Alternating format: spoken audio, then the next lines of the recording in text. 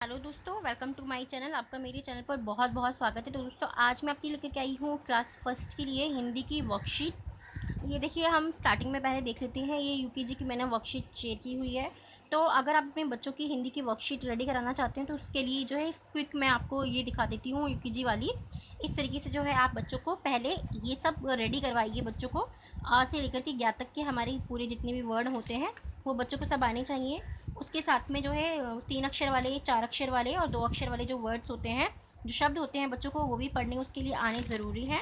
इसके बाद में जो है इस तरीके से देखिए, आप बच्चों को वर्ड्स दीजिए, उससे 2 अक्षर के लेटर बनाना, 3 अक्षर के, 4 अक्षर के, ये ज़रूरी होता है। ये सब बच्चों को अभी यूकेजी क्लास में ही सिखा दिया जाता है। तो फर्स्ट क्लास में भी अगर बच्चों को आप टेस्ट ले रहे हैं या उसका कोर्स कुछ भी करवा रहे हैं तो उससे पहले ये सब चीज़ें जो है बच्चों की रेडी होनी चाहिए। उसके लिए आप इस तरीके की वर्कशीट रेडी करके उनको पहले दे सकते हैं। जैसे शब्द को पूरा करो, तो ये है बटन, यहाँ पे बच्चा इजीली उसको लिख सकता है। ये जो है पूरी एक वर्कशीट मैंने डिटेल में आपके साथ में शेयर की हुई है। आप चाहे तो मेरे चैनल पर जाकर के उसको देख सकते हैं। ओके, इस तरीके से हमने ये यूकेजी की वर्कशीट बच्चों को रेडी करवा दी। अब हम देखते हैं क्लास फर्स्ट में जब बच्चा आ जाता है तो हमें क्या करवाना है। सबसे पहले जब बच्चा क्लास फर्स्ट में जाता है, 2 अक्षर 3 अक्षर के लेटर्स जब सीख जाता है तो उसके बाद में क्या होता है, हम बच्चों को सिखाते हैं आ की मात्रा। ओके, जब हम आ की मात्रा बच्चों को सिखाते हैं तो बच्चों को अक्षर के अंदर पढ़ने पर जो अंतर आता है वो उसको धीरे धीरे समझ में आने लग जाता है। आ की मात्रा आपने सिखा दी, बच्चा सीख गया। अब आप वर्कशीट उसको कैसे बना करके देंगे, तो इस तरीके से जो आप वर्कशीट बना के दे सकते हैं। बच्चों को आ की मात्रा आकर के कोई भी मीनिंगफुल यानी कि जिसका कोई ना कोई मतलब हो ऐसा शब्द कंप्लीट करना है।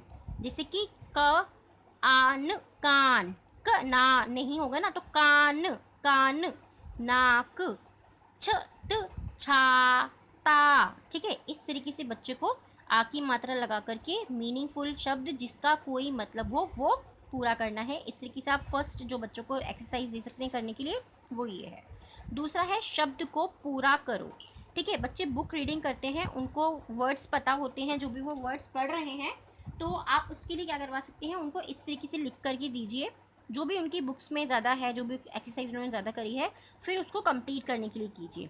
इससे क्या है, बच्चों की एक तो मेमोरी शार्प हो जाएगी कि बच्चे ने जो भी याद करा है उसको क्विक याद आ जाएगा, और अगर याद नहीं भी आता है तो वो अपनी तरफ से नए शब्द बना सकता है। जैसे कि मैंने यहाँ पर लिखा है रा से ही कितने सारे शब्द जो है बच्चा कंप्लीट कर सकता है, पूरा कर सकते हैं। जैसे कि रात, रास, ठीक है, राम, रा, राब, ठीक है, राव। इस तरीके से बच्चा बहुत सारे वर्ड्स जो होते हैं उनको पूरा कर सकता है। चाल, ठीक है, चान।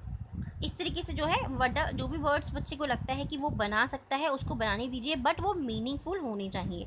थर्ड जो आप करवा सकते हैं वो ये है, पढ़ो और अंतर समझो।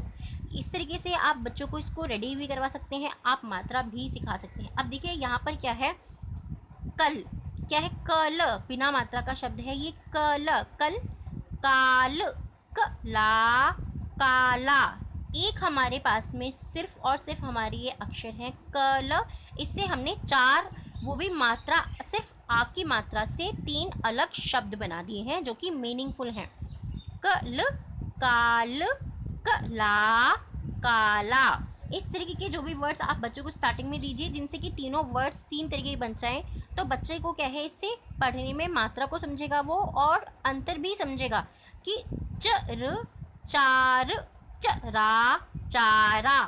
ठीक है, अंतर समझ में आ रहा है ना। पहले खाली हमने पहले वाला जो हमारा अक्षर है उसके ऊपर हमने आ की मात्रा लगाई, तब भी मीनिंगफुल वर्ड बन गया। फिर हमने दूसरे वाले पर लगाई, तब भी मीनिंगफुल वर्ड बन गया, और जब हमने दोनों पर लगाई तभी भी हमारा मीनिंगफुल एक वर्ड बन करके तैयार हो गया।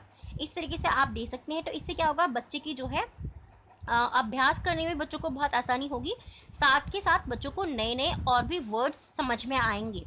ठीक है, ये सब वर्ड्स होते हैं, बच्चों को समझाना बहुत ज़्यादा ज़रूरी होता है। थर्ड जो चीज़ इसमें आप दे सकते हैं वो है चित्र देखकर खाली जगह भरो। यानी कि आपको छोटी छोटी सी ड्राइंग्स बनानी है, जो भी सिंपल आपको लगे। मेरी ड्राइंग बहुत अच्छी नहीं है, सो प्लीज़ मुझे माफ़ कीजिएगा, बट आप इस तरीके से जो है ड्राइंग बच्चों को बना करके दे सकते हैं। जैसे कि राजा, खाली जगह है, इसको चित्र देख के भरें, तो ये क्या दिखाई दे रहा है हमें, बाजा, बजा। यहाँ पर जो आप ड्राइंग देंगे बच्चों को वो सिर्फ आपको ध्यान रखना है कि आ की मात्रा वाली ही हो, क्योंकि ये आ की मात्रा वाली जो है वर्कशीट है। तो पूरी की पूरी वर्कशीट मैं आपके साथ में इसको शेयर कर रही हूँ। ये बहुत ज़रूरी है, आ की मात्रा वाली ये वर्कशीट है, तो इस तरीके से आप इसको बच्चे को दे सकते हैं। उसके बाद में हाफ ईयरली तक हम बच्चों को क्या सिखाते हैं, ई की मात्रा, यानी कि छोटी ई की मात्रा। छोटी ई की मात्रा के लिए भी हमें वही करना है, बच्चों को पहले छोटी ई की मात्रा लगाना सिखाना है, फिर उसको बोलना सिखाना है। एक और चीज़ ध्यान रखनी है कि जब छोटी ई की मात्रा को बच्चे लिख रहे हैं, ओके, जब छोटी की मात्रा को बच्चे लिखेंगे तो क्या चीज़ याद रखनी है कि वो मात्रा इस तरीके से ना हो, ये क्रॉस, ये गलत है, यानी कि ठीक है। तो बच्चे को मात्रा लिखनी है इस तरीके से। ऐसे अगर बच्चा मात्रा लिखता है तो क्या होगा, वो अपने शब्दों को सही तरीके से लिखना सीख जाएगा। और आप जब भी शुरू में ही सिखा रहे हैं तो बच्चे को कंप्लीट कीजिए या उसको क्लियर कीजिए कि आपको मात्रा को यहाँ तक लेकर के आना है, तो वो सीख जाएगा। ठीक है, ख पे ई की मात्रा लगाई, क्या होगा, खी। क पे ई की मात्रा लगाई, की। तो इस तरीके से आप बोलिए, बार बार उनको प्रोनाउंस कीजिए, बार बार उनको बोलिए, तो बच्चा इजीली उसमें अंतर जो आता है वो समझ जाएगा और सीख लीजिए। उसके बाद में दूसरी जो एक्सरसाइज आप बच्चों को दे सकते हैं करने के लिए, वो है शब्दों पर ई की मात्रा लगाकर पूरा करो। यानी कि मैंने यहाँ पर कुछ शब्द लिखे हुए हैं, इस तरीके से आपको जो भी लिखने हो, जो भी आपको समझ में आए या आपके बच्चे की बुक से रिलेटेड हो, आप वो वर्ड्स यहाँ पर लिख सकते हैं और उन पर ई की मात्रा लगा करके बच्चों को बोलिए कि आप उसका वर्ड कंप्लीट कीजिए। जैसे किसान, तो ये क्या हो जाएगा, किसान। शिकार, किशमिश, किशमिश, शनिवार। ठीक है, इस तरीके से बच्चों को आप लिख करके दे सकते हैं। फिर एक और चीज़ दे सकते हैं, वो है शब्दों को पूरा करो। आपको कुछ वर्ड्स लिखने हैं, उनको हाफ लिखना है, यानी कि आधा लिखना है, फिर उनको पूरा करना है। जैसे कविता, सितार, नारियल। इस तरीके से आप बच्चों को दे सकते हैं, ये बहुत ही सही रहता है इस तरीके से अगर आप बच्चों को देंगे। ठीक है, फिर है खाली जगह भरो, यानी कि खाली स्थान जो है वो भरना है। क्या देख करके हमें यहाँ पर ड्राइंग्स दी हुई है, अगेन आई एम सॉरी, मेरी ड्राइंग बहुत अच्छी नहीं है, तो आप इससे किसी देख सकते हैं। जैसे ये बुक जैसी लग रही है जैसे आप अच्छी बना सकते हैं तो वो बहुत सही रहेगा। तो किताब लाकर पढ़, बच्चा देखेगा पिक्चर को, फिर वो लिखेगा, फिर वो समझेगा, तो बहुत ही अच्छा होता है बच्चे के लिए। हिंदी बहुत सही रहती है। स्कूल्स में एक्चुअली आज के टाइम में जो है इंग्लिश पर ही ज़्यादा ध्यान दिया जाता है, हिंदी थोड़ी कम सिखाई जाती है, तो हिंदी पर काम तो आपको घर पर खुद ही करना पड़ेगा। उसके बाद में आप देख सकते हैं वाक्य बनाओ, यानी कि बच्चों को इनसे शब्द बनाने हैं। शब्द वही बनाने हैं जो ये जो शब्द लिखे हुए हैं यहाँ पे, जो अक्षर यहाँ पर जो लिखे हुए हैं, ये हमारे जो शब्द हैं इनको बीच में आना है। जैसे कि दिन, तो दिन निकल आया, इसमें क्या हुआ है, हमें क्या ध्यान रखना है, हमारे को जो भी सेंटेंस बनाने हैं या बच्चों को बनाने के लिए देने या जो भी हम काम दें, तो अब तक हमने जितनी बच्चों को मात्रा सिखाई है, यानी कि अभी हमने सिर्फ हाफ ईयरली तक बच्चों को अ और आ की और ई की मात्रा ही सिखाई जाती है मोस्टली स्कूल्स में। इससे आगे की जो एक्सरसाइज होगी वो मैं आपको दोबारा से दूसरी वर्कशीट में शेयर करूँगी आपके साथ में। बट क्योंकि बच्चों को रिवीजन कराया जाता है अप्रैल के मंथ में जो है, तो उनका पूरा रिवीजन का ही टाइम निकल जाता है। उसके बाद में हाफ ईयरली तक बच्चों को आ की मात्रा और ई की मात्रा को बहुत अच्छे से एक्सप्लेन किया जाता है, क्योंकि बाकी जो मात्राएं होती हैं, जब बच्चा अ और आ की ई की मात्रा सीख जाता है तो उसके बाद में और मात्रा सीखने में उसे ज़्यादा समय नहीं लगता है। इन्हीं दो मात्राओं में उसे शुरू में ज़्यादा समय लगता है।